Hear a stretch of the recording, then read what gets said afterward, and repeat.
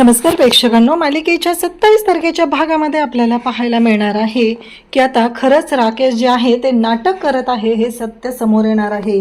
कारण कितीही राकेशने बुरखा पांघरला, कितीही त्याने आवडला तरी तो कोणत्या वृत्तीचा माणूस आहे हे आपल्या सगळ्यांना माहिती आहे। तर ईश्वरी इकडे चहा घेऊन राकेशच्या रूममध्ये गेलेली असते।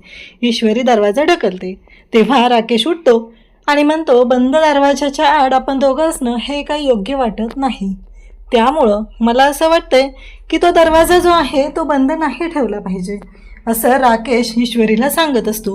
ईश्वरी राकेशकडे पाहत राहते, कारण या आधीचा राकेश कसा होता हे ईश्वरीला चांगलंच माहिती होतं, त्यामुळे ईश्वरी त्याच्याकडे पाहत असते।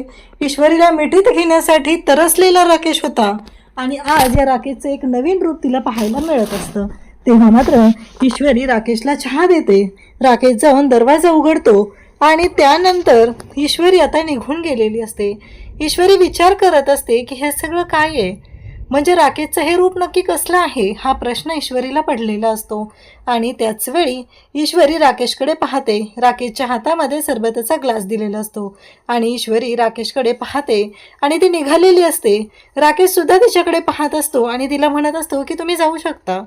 ईश्वरी घाबरतच तिथून जाते। ईश्वरीच्या डोक्यातले विचार काही केलं थांबत नसतात, कारण आज राकेशचं एक नवीन रूप तिला पाहायला मिळालं असतं।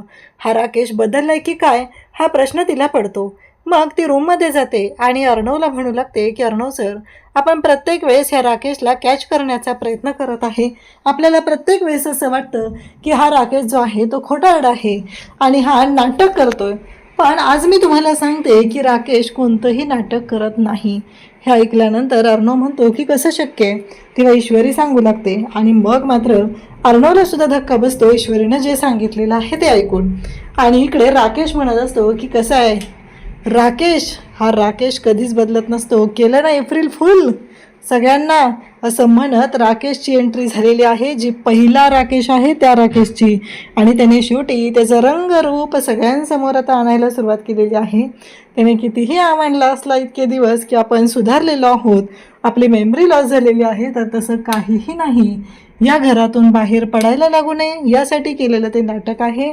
आणि राकेश म्हणतो की आता लवकरच होणार अर्णव ईश्वरीची बत्ती गुल। थँक्यू।